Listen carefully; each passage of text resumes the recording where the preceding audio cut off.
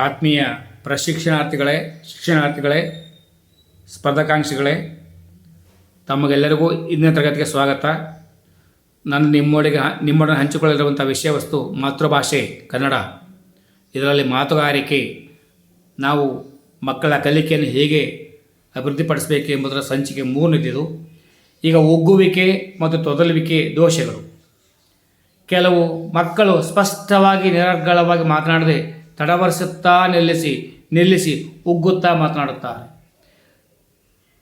ಈ ರೀತಿ ಉಗ್ಗುವಿಕೆ ಹಾಗೂ ತೊದಲುವಿಕೆ ಇರುವ ಮಕ್ಕಳು ಕೀಳಿರಿಮೆ ಬೆಳೆಸಿಕೊಂಡು ಮಾತನಾಡುವುದನ್ನು ಕಡಿಮೆ ಮಾಡುತ್ತಾರೆ.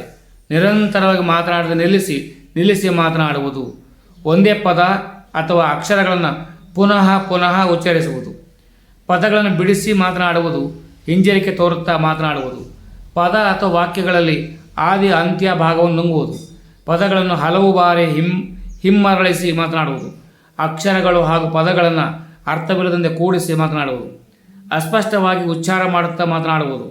ಉಗ್ಗುವಿಕೆ ಹಾಗೂ ತೊದಲುವಿಕೆಗೆ ಹಲವು ಕಾರಣಗಳಿವೆ. ಧ್ವನ್ಯಾಂಗಗಳ ದೋಷಗಳು, ಅನಾರೋಗ್ಯ, ಉಸಿರಾಟದ ತೊಂದರೆಗಳು, ಮಾನಸಿಕ ಅಸ್ಪಷ್ಟತೆ, ಆತುರ, ಭಯ, ನಾಚಿಕೆ, ಗಾಬರಿ ಸ್ವಭಾವ. ವೇಗವಾಗಿ ಮಾತನಾಡುವ ಅಭ್ಯಾಸ. ಉಗ್ಗುವಿಕೆ ತೊದಲುವಿಕೆ ಪರಿಹಾರಕ್ಕೆ ಅಭ್ಯಾಸಗಳು ಏನಪ್ಪ ಅಂದರೆ, ಧ್ವನ್ಯಾಂಗಗಳ ದೋಷಗಳಿದ್ದರೆ ಸೂಕ್ತ ಚಿಕಿತ್ಸೆ ಕೊಡಿಸಬೇಕು. ಪದ ಮತ್ತು ವಾಕ್ಯಗಳ ಸ್ಪಷ್ಟ ಉಚ್ಚಾರ ಕ್ರಮಾಭ್ಯಾಸಗಳು. ನಿಧಾನವಾಗಿ ಮಾತನಾಡುವುದನ್ನು ಅಭ್ಯಾಸ ಮಾಡಿಸಬೇಕು. ಆತುರ, ಗಾಬರಿ, ಭಯದ ವಾತಾವರಣವನ್ನು ದೂರ ಮಾಡಿ ಮುಕ್ತ ಆತ್ಮೀಯ ವಾತಾವರಣದಲ್ಲಿ ಮಾತನಾಡಿಸಬೇಕು.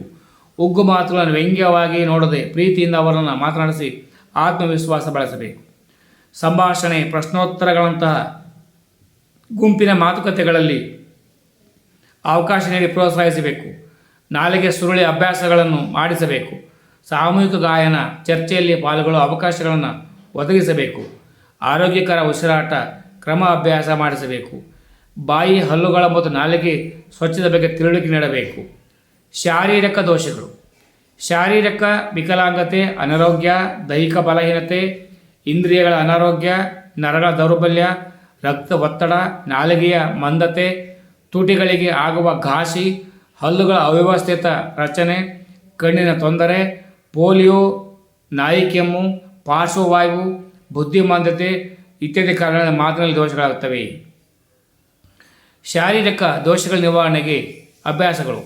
ಪ್ರಾಥಮಿಕ ಹಂತಗಳಲ್ಲಿಯ ಕಣ್ಣು, ಮೂಗು, ಕಿವಿ, ನಾಲಿಗೆ, ಹಲ್ಲು, ಗಂಟಲು, ತುಟಿಗಳು ಮುಂತಾದ ಅಂಗಗಳ ಅಸ್ಪಷ್ಟತೆ ಮತ್ತು ಅನಾರೋಗ್ಯಗಳನ್ನು ಗುರುತಿಸಿ ಸೂಕ್ತ ಅಭ್ಯಾಸ ಮತ್ತು ವೈದ್ಯಕೀಯ ಸಲಹೆ ನೀಡಬೇಕು. ನಿರಂತರ ಅಭ್ಯಾಸದ ಮೂಲಕ ಸ್ವಲ್ಪ ಮಟ್ಟಿಗೆ ದೋಷಗಳನ್ನು ಸರಿಪಡಿಸಬಹುದು. ಧ್ವನ್ಯಾಂಗಗಳಿಗೆ ಸಂಬಂಧಿಸಿದ ದೋಷಗಳು. ಧ್ವನ್ಯಾಂಗಗಳ ಹೊಂದಾಣಿಕೆ ತಪ್ಪಿದಾಗ, ಧ್ವನ್ಯಾಂಗಗಳು ಘಾಸಿಗೊಂಡಾಗ ಮಾತಿನಲ್ಲಿ ದೋಷಗಳು ಸಂಭವಿಸುತ್ತವೆ.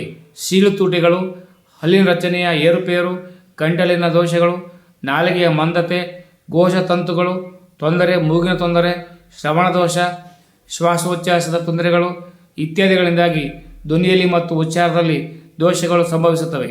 ಇಂತಹ ಸ್ಥಿತಿಯಲ್ಲಿ ಸೀಳು ಧ್ವನಿ, ಕರ್ಕಶ ಧ್ವನಿ, ಪಿಸು ಧ್ವನಿ, ಕೀರಲು ಧ್ವನಿ ಬರುವುದುಂಟು. ಈ ರೀತಿ ಧ್ವನ್ಯಾಂಗಗಳು ಘಾಸಿಗೊಂಡಾಗ ಮತ್ತು ಅವುಗಳ ಸಾಮರಸ್ಯ ತಪ್ಪಿದಾಗ ಮಾತಿನಲ್ಲಿ ದೋಷಗಳಾಗುತ್ತವೆ. ಧ್ವನ್ಯಾಂಗಗಳಿಂದ ಸಂಭವಿಸುವ ದೋಷಗಳಿಗೆ ಪರಿಹಾರ ಅಭ್ಯಾಸಗಳು. ಕ್ರಮಬದ್ಧ ಶ್ವಾಸೋಚ್ಛ್ವಾಸ ಕ್ರಿಯೆಯನ್ನು ಅಭ್ಯಾಸ ಮಾಡಿಸುವುದು.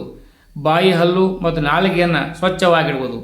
ಕಣ್ಣು, ಕಿವಿ ಮತ್ತು ನಾಸಿಕ ದೋಷಗಳಿಗೆ ಸೂಕ್ತ ಚಿಕಿತ್ಸೆ ಕೊಡಿಸುವುದು. ತುಟಿ ಮತ್ತು ನಾಲಿಗೆಯ ಚಾಲನೆಯನ್ನು ನಾಲಿಗೆ ಸುರುಳಿ ವಾಕ್ಯಗಳ ಅಭ್ಯಾಸದಿಂದ ಸಕ್ರಿಯಗೊಳಿಸುವುದು. ಬುದ್ಧಿಮಾಂದ್ಯರು ಮತ್ತು ಸೆಳೆತರುಗಳಿಗೆ ಬಲಿಯಾಗಿ ಮಾತಿನ ದೋಷಗಳಿರುವಾಗ ವಿಶೇಷ ಅಭ್ಯಾಸ ತರಗತಿಗಳನ್ನು ಏರ್ಪಾಡು ಮಾಡಿಸುವುದು. ಧ್ವನ್ಯಾಂಗಗಳ ದೋಷಗಳಿಗೆ ಅಖಿಲ ಭಾರತ ವಾಕ್ ಶ್ರವಣ ಶಿಕ್ಷಣ ಸಂಸ್ಥೆಯಲ್ಲಿ ಸೂಕ್ತ ಸಲಹೆ ಮತ್ತು ಚಿಕಿತ್ಸೆ ಮಾಡಿಸಬೇಕು. ಪರಿಸರ ದೋಷಗಳು. ಮಗು ಬೆಳೆಯುವ ಪರಿಸರದಲ್ಲಿ ಮಾತುಗಾರಿಕೆಯನ್ನು ಕಲಿಯುತ್ತದೆ. ಕೆಲವು ಪರಿಸರಗಳು ಮಕ್ಕಳ ಮಾತುಗಾರಿಕೆಯ ಮೇಲೆ ಪ್ರತಿಕೂಲ ಪ್ರಭಾವ ಬೀರುತ್ತವೆ.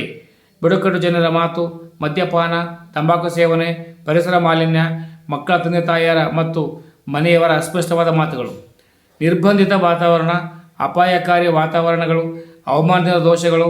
ಉದಾಹರಣೆಗೆ ಅತಿ ಚಳಿ ಪ್ರದೇಶದಲ್ಲಿರುವ ಜನರ ಬಾಯಿಯನ್ನು ಪೂರ್ಣ ತೆರೆಯದೇ ಮಾತನಾಡುತ್ತಾರೆ. ಇದರಿಂದಾಗಿ ಅವರ ಮಾತು ಸ್ಪಷ್ಟವಾಗಿ ಪ್ರಕಟವಾಗುವುದಿಲ್ಲ. ದಿನದ ಹೆಚ್ಚು ಕಾಲ ಪ್ರಾಣಿಗಳ ಜೊತೆಯಲ್ಲಿ ಅಥವಾ ಯಂತ್ರಗಳ ಜೊತೆಯಲ್ಲಿ ಕಳೆಯುವವರ ಮಾತಿನಲ್ಲಿ ದೋಷಗಳಾಗುವ ಅವಕಾಶಗಳಿರ್ತವೆ. ಪರಿಹಾರಗಳು ಮತ್ತು ಚಟುವಟಿಕೆಗಳು.